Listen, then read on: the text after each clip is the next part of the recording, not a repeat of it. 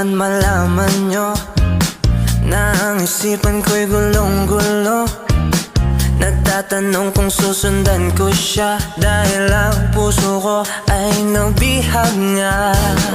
Alam mo bang minamahal ko siya, at tunay ang aking nadarama.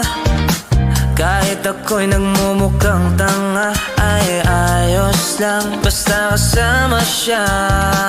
Kahit sabihin pa ng iba, nababaliw na akong talaga.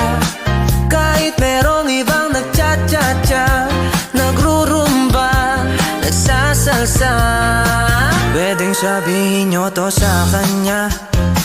Ang puso ko'y nahihirapan na. Ano pa bang pwede kong gawin na